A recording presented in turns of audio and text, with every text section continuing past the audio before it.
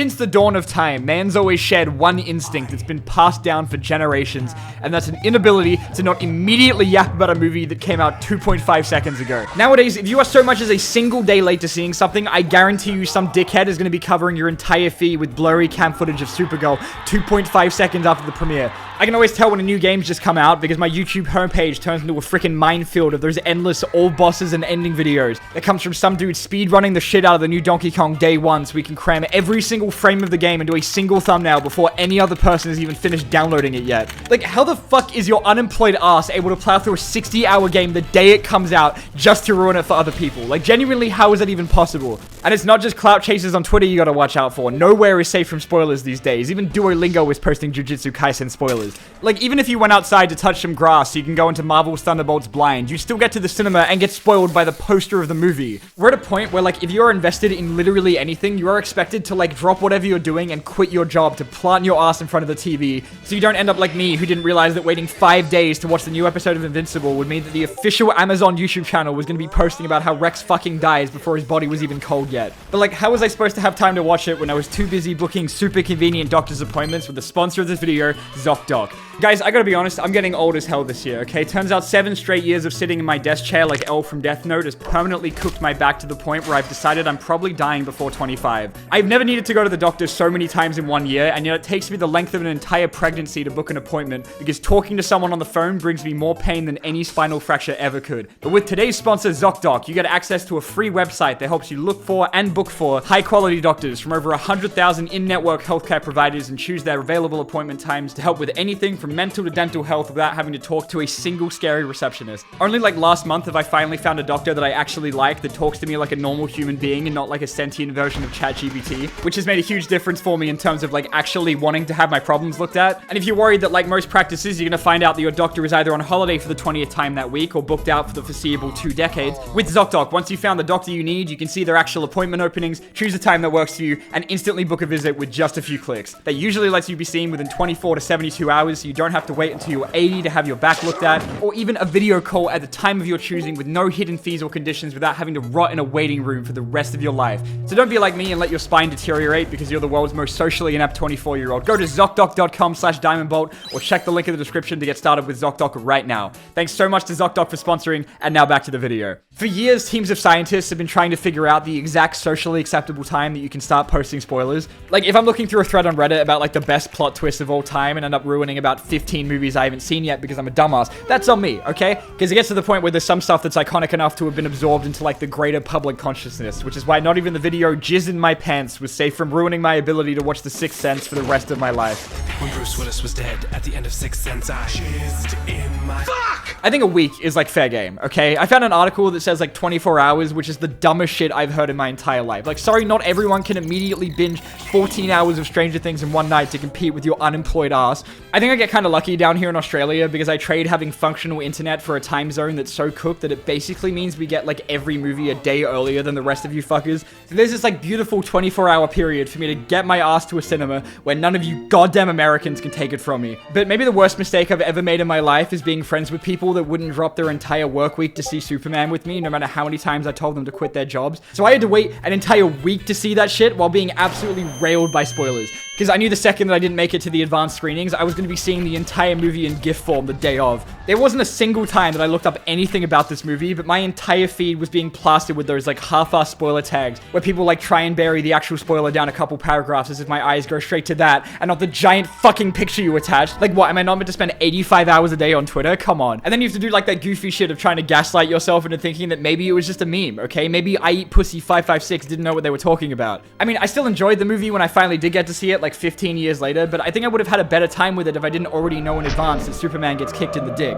And it's not like I can even be mad about it, because like I don't hold it against anyone for wanting to talk about how good that shit was, but some people treat spoilers like they are life or death, okay? Like every now and then you get these really great news stories of like grown-ass men pointing guns at their colleagues or threatening to shoot someone in the fucking head for almost spoiling The Force Awakens. Yet people like driving past the lines of the midnight releases for Harry Potter books and yelling spoilers through a megaphone, which is unfortunately really funny. Attention shoppers! Voldemort kills Snape! While wearing their custom printed Snape kills Dumbledore shirts and billboards that they also paid for. Hey! Snape kills Dumbledore! But there is never gonna be a movie that people are as dramatic about spoilers with than Avengers Endgame. You just had to be there, man. This shit was like the Wild West. Teachers were like terrorizing actual children with spoilers. Marvel fans jumped a guy in Hong Kong for yelling the ending in a crowd. Some NFL guy tweeted out, "Rip my dog Tony Stark" on the day of release, and people started a petition to get him fired. Spider-Man dies! Even when Marvel themselves saw that it made like $1 billion in opening weekend, they just decided that everyone had seen the movie already and immediately started posting their own spoilers. Like them dropping the trailer for Far From Home like a week after it came out, where the first 2 seconds tells you that Iron Man dies. Everywhere I go, I see his face. And it got to the point where like I wasn't even seeing the movie for fun. I was just going so I could use my phone again. Back when people used to actually care about Marvel, they worked out that they could start using the collective terror of their entire fan base as part of the marketing. Like for a while, they had this whole bit going on where Tom Holland and Mark Ruffalo were being followed around by trained snipers because they were losing Marvel millions of dollars every time they did an interview. Wait till you see this next one. Everybody dies. Dude. Not everybody. No. Is that... One time Mark accidentally live streamed the first 20 minutes of the Thor Ragnarok premiere because he's 120 years old and doesn't know how to turn his phone off. Mark turned up to the Thor Ragnarok premiere and Instagram Live the first 20 minutes.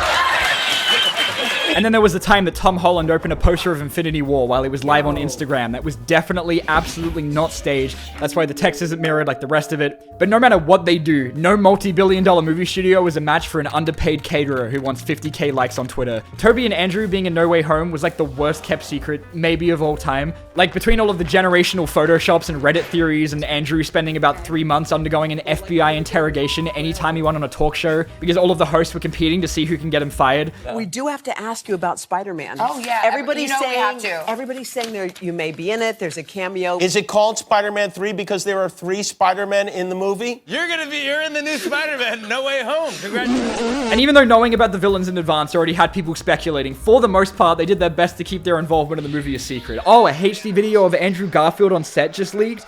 Oh, okay. Even if this video was leaked by someone who I assume Kevin Feige keeps in his basement to recreate that scene from Casino Royale every night, Marvel spent months trying to gaslight everyone into thinking it was just deep faked. Like there was a fake video someone made showing how he fake deep faked the real leak. This dude was thinking in fucking parallel universes. But because there's like 5 million people that work on movies, there's no way there isn't going to be like at least one guy whose job is less important to them than 20k likes on Twitter. So of course we got even more leaked photos that spoiled Daredevil and Tobey Maguire. Even the toys were snitching on this movie. Absolutely nothing about No Way Home was kept a secret. I even found a Reddit post that compiled like a list of all of the shit that came out for it. And like, look at this, man. They have the whole last movie in here. I swear to God, the entire news cycle of superhero movies is being run by like the kind of people that couldn't wait till Christmas to open their presents, you know? The reason why they have to make their movies entirely out of green screens is because anytime they actually go outside, it means we're gonna get like 2 billion leaked set photos of Tom Holland's suit bulge.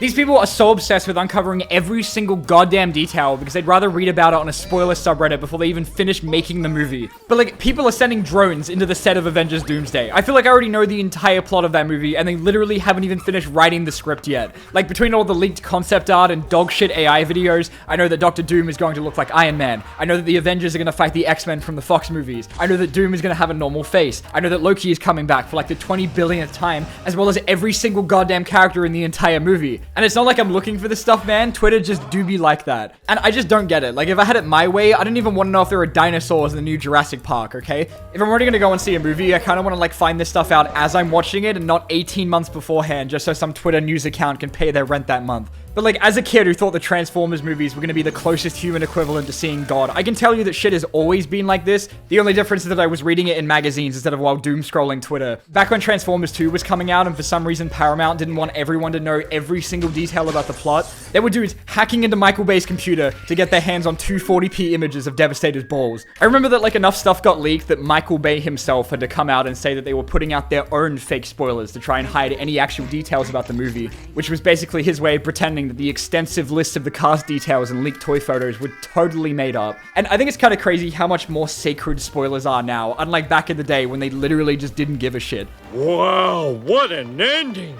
Who'd have thought Darth Vader was Luke Skywalker's father? Oh! Like, when Walmart accidentally dropped a Rey toy for The Force Awakens that came with a lightsaber before anyone knew she was a Jedi yet, Disney nuked it and the guy that leaked it, like, off the face of the planet. And then you compare that to 15 years ago with The Phantom Menace, where the soundtrack that dropped before the movie came with a song called Qui-Gon's Noble End, immediately followed by Qui-Gon fucking dies. You didn't even have to buy it to see that shit. It was just, like, on the back of the box for anyone to see. They even put out the whole Lego Star Wars game before Episode 3 and let you just play through the entire movie's plot, like, a whole month before Revenge of the Sith came out, so you could be an absolute menace on the school playground that week. But you know, all of this still doesn't hurt as much as being spoiled by a goddamn Funko Pop. Because making merch for movies takes about as long as it does to make the actual multi-million-dollar blockbuster, they start making the 14 landfills worth of Funko Pops like years in advance so they can drop in time for the actual movie. But sometimes someone messes up and it ends up coming out way earlier than it's meant to, like when McDonald's docked the entire cast of Captain America 4 before we even had a trailer yet. I'm so glad I found out that Supersonic was in Sonic 2 through a shitty McDonald's toy instead of the actual movie. Thank you so much, Ronald McDonald, you capitalist piece of shit. And dude, if I spent 6 months dodging spoilers for Sonic 3 only to make it to the premiere and then get handed a Super Shadow popcorn bucket, you would have actually seen me on the news, dude. And as if I needed more of a reason to hate Funko Pops, these guys genuinely do not give a shit. You don't even know the amount of surprise villains and twists that these ugly fucking pieces of plastic have given away. Like, not even last year, 2 of these things gave away, like, the twist in the Agatha show, which was devastating to me and the other 3 people that were watching it. But truly, no one gives less of a shit about preserving spoilers than Japan, when 90% of anime episode titles are the most on-the-nose plot explanation of all time. But is this really the end of Optimus Prime? Find out in tomorrow's exciting episode, The Return of Optimus Prime. Oh my god, I wonder what's gonna happen in that episode. Half of every season of Dragon Ball is just telling you the whole plot of the episode and the big-ass title card from the first 10 seconds. So not even 60 minutes into the series, you get hit with the big-ass Goku dies. And, you know, when they brought it over to English, they at least changed the title so it wouldn't spoil the plot of the entire episode. But then sometimes you still get stuff like The End of Vegeta, which I guess is still better than Kami and Piccolo both die. Son Goku survived, the Z Warriors are all resurrected. You know, just in case you didn't want to actually watch the episode, you literally just tuned in to watch. Like, that is crazy to me. They really just did not give a shit. They could have totally just put that at, like, the end of the episode, but they didn't. They do it because they hate you. Anyway, that's about all I wanted to complain about this time. Thank you guys so much for watching, and I think the moral of the story is that I just really need to delete Twitter.